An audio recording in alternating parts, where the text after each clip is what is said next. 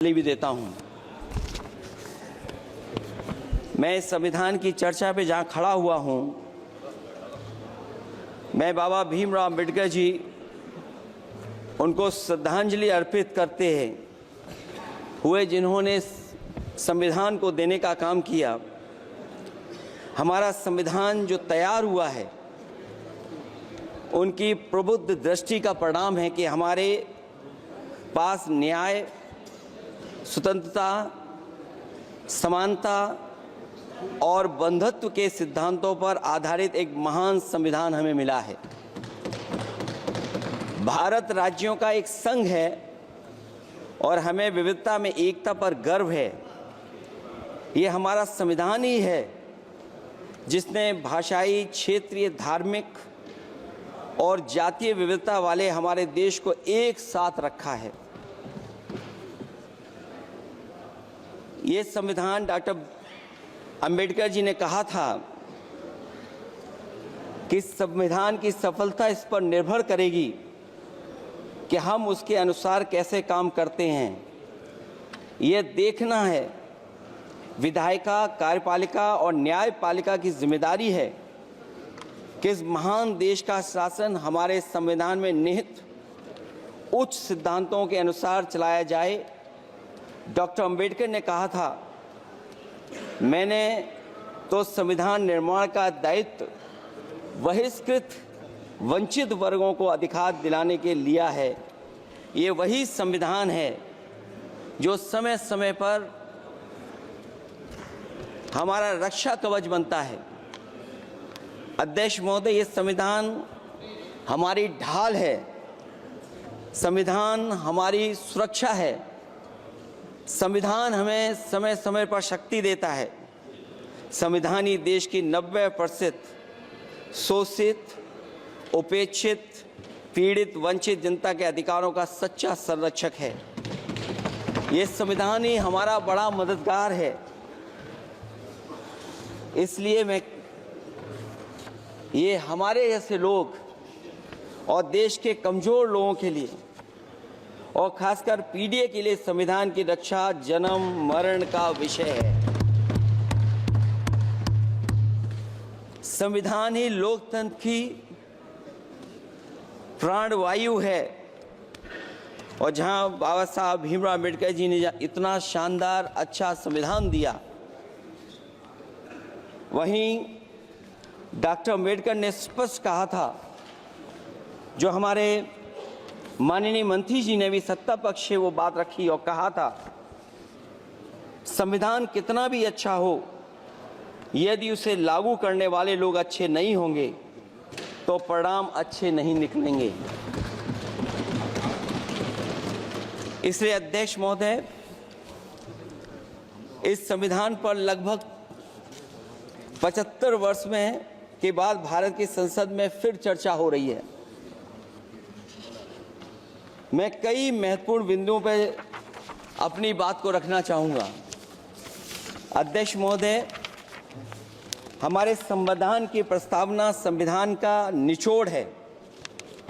सरकार के उद्देश्यों और लक्ष्यों को स्पष्ट उल्लेख है प्रस्तावना में।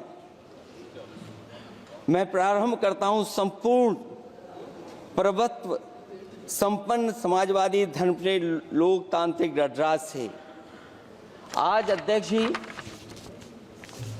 सीमाओं की रक्षा करना संप्रभु का प्रथम कर्तव्य है। और अध्यक्ष महोदय, जिस देश की सीमाओं की सुरक्षा में जहां पर समय समय पर सेंध लगती हो, और हमारे माननीय मंत्री जी बेहतर जानते होंगे कि कई जगह पर हमारी सीमाएं सिकुड़ रही हैं। हमारे संसदीय मंत्री राज्य अरुणाचल प्रदेश में चीन के बिल्कुल बगल में रहते हैं। अध्यक्ष महोदय, ये जानते होंगे कि हमारे पड़ोस में कितने गांव बस गए हैं, न जाने कितना वहां पर गांव की तरह घर बसा दिए गए हैं। लद्दाख की तरफ अभी दोनों देशों की सेनाएं पीछे हटी हैं। हम अपनी सीमा में ही पीछे हटे हैं और चीन जो हमारी सीमा में अंदर आ गई थी वो हमारी सीमाओं से ही आंशिक रूप से पीछे हटी है। और अध्यक्ष महोदय, उस सीमा के पास एक रिजांगला मेमोरियल बना था। हमारे सरकार के लोग ये जानते होंगे कि जिस समय ये बात उठी लद्दाख को लेकर के, उस रिजांगला के मेमोरियल को तोड़ दिया गया।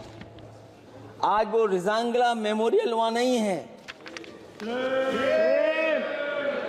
और उस लड़ाई के लिए अध्यक्ष महोदय, हमारी फौज के लिए कहा गया था कि हमारी वो बहादुर फौज है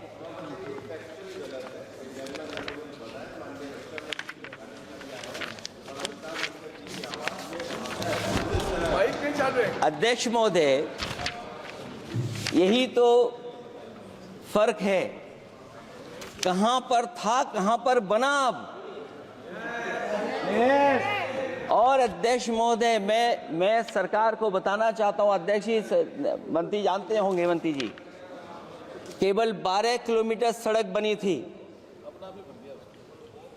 और पड़ोसी देश ने क्या क्या नहीं कहा गया। और वो समय आएगा जब हमें मानसरोवर और कैलाश पर्वत पे जाने के लिए भी वो देश हमें रोकने लगेगा। तो हमारी आज 75 साल बाद सीमाएं कितनी सुरक्षित हैं? क्या लद्दाख की वो फिंगर्स जहां पर हम पहले थे, क्या हमारी फौज वहीं खड़ी है कि नहीं खड़ी है? अगर आप रिजांगला मेमोरियल जानते होंगे तो लद्दाख की वो सीमाएं जो हमारे देश के अंदर थी, क्या हमारी सीमा वहां तक है कि नहीं है? आज यही है। ये देश समाजवादी गणराज्य बने। समाजवाद का सरल शब्दों में अर्थ है कि समता और संपन्नता हो। लेकिन देश में अध्यक्ष महोदय 2014 के बाद विषमता जिस तेजी के साथ बढ़ी है उसकी कल्पना भी नहीं की जा सकती है।